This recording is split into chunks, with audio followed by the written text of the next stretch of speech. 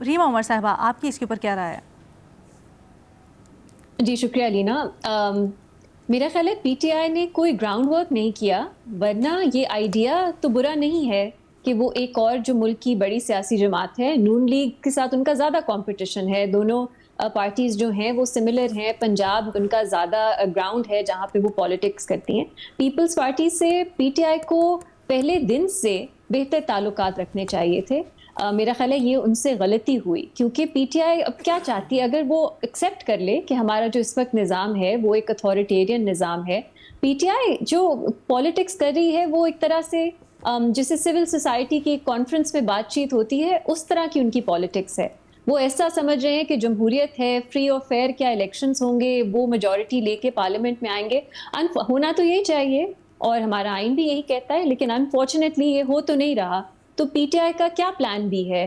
उनको किसी ना किसी सियासी जमात के साथ तो जुड़ना पड़ेगा, और अगर पहले से ग्राउंड वर्क होता, मेरा नहीं ख्याल अब वो कुछ कर सकते हैं। सिस्टम मजीद मजबूत होता जा रहा है, कोई गुंजाइश चेंज की और मुश्किल होती जा रही है, लेकिन इवेंचुअली उन्हें कुछ ना कुछ तो इन्हीं पार्टीज के साथ करना है। और पीपल्स पार्टी और पीटीआई मिलके कभी ऐसा वक्त आ सकता है लीना, शायद 28th अमेंडमेंट से पहले, कि पीपल्स पार्टी की भी बस हो जाए और वो सोचें कि ये deal with the devil is not worth it.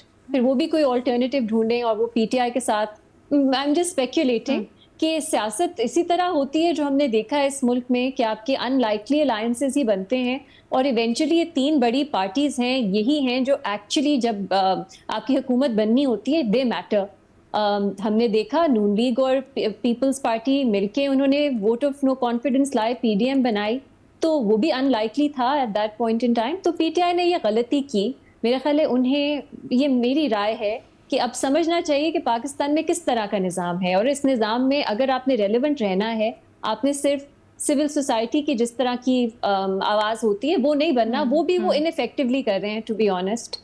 तो फिर इस तरह का अगर ग्राउंड वर्क होता तो शायद हम संजीदगी से भी ले सकते इस ऑफर को, लेकिन कोई ग्राउंड वर्क ही नहीं है। बहुत ही फूल्स पैराडाइज में रहना है कि अब आप पीपल्स पार्टी को अप्रोच करेंगे और वो आपके साथ मिलके वोट ऑफ नो कॉन्फिडेंस भी लाएंगे, तरमीम भी डिफीट हो जाएगी, हुकूमत भी बन जाएगी। बिल्कुल ये ख्याली पुलाव है।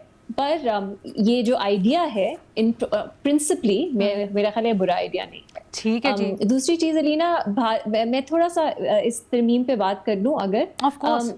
हमारे पास तफसीलात नहीं है, हमने कल भी बात की थी, लेकिन मुझे एक खदशा ये है कि हम तफसीलात का वेट करते रहेंगे और ये तरमीम पास भी हो जाएगी, फिर हम बात करेंगे जो तरमीम पास हुई है उसमें क्या है, क्योंकि जो 26th अमेंडमेंट है उसका जो एक्सपीरियंस है वो बहुत बिटर रहा है। बताया नहीं गया, कहा गया कि नहीं अभी तो बातचीत हो रही है, और बिल्कुल रात की तारीकी में वो तरमीम पास हुई। बहुत सी चीज़ें हैं जो जब इसे सुहेल साहब बात करें केयर टेकर सेटअप, मैं पर्सनली उसकी हामी नहीं हूँ, लेकिन इंडिया में मैं ये बात करना चाह रही हूँ कि इंडिया में जो उनकी इलेक्शन कमीशन है वो हिस्टोरिकली मजबूत रही है। लेकिन अब मोदी गवर्नमेंट ने क्या किया, 2 साल पहले उन्होंने लॉ पास किया, इलेक्शन कमीशन के जो मेंबर्स हैं वो अब प्राइम मिनिस्टर एक यूनियन मिनिस्टर चुनते हैं वो, और लीडर ऑफ ऑपोजिशन, ये इन 3 मेंबर्स की कमेटी अपॉइंट करती है जिसमें अक्सरियत हुकूमत की है। और ये सुप्रीम कोर्ट में चैलेंज हुई भी है, और इलेक्शन कमीशन आपने सुना होगा अगर आप न्यूज़ फॉलो की होगी, बहुत कंट्रोवर्शियल बन गई है इंडिया में भी। तो अगर हम इंडिया का रूट लेना चाहते हैं जिसमें आपकी मजबूत इलेक्शन कमीशन हो, वो भी अब कोई अच्छा प्रेसिडेंट नहीं नजर आ रहा, क्योंकि इंडिपेंडेंस शायद कैसे हो सकती है अगर आपकी अपॉइंटमेंट्स इतनी कंट्रोवर्शियल तरह से हो रही है, हुकूमत आपको अपॉइंट कर रही है।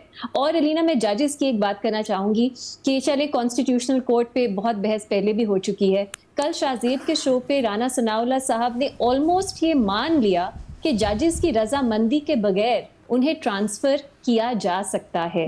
ये एक बहुत ही प्रॉब्लमैटिक चीज होगी, क्योंकि देखिए एक अदलिया की आज़ादी बहुत एक अहम चीज़ है, आप उसको किसी ब्यूरोक्रेसी के किसी उससे कंपेयर नहीं कर सकते। और पूरी दुनिया में जहां ये ट्रांसफर्स होते हैं, भारत इंक्लूडेड, हमने देखा है ये प्यूनिटिवली ट्रांसफर्स इस्तेमाल होते हैं। आप सजा देने के लिए एक जज को एक हाई कोर्ट से दूसरे हाई कोर्ट में अपॉइंट कर देते हैं, ताकि क्योंकि आप آپ کی پسند کے فیصلے وہ جج نہیں کر رہے ہوتے. تو یہ ایک بہت پرابلمٹک چیز ہے. یہ تو چارٹر آف ڈیموکریسی میں نہیں تھی, آئینی کوڈ تو تھی.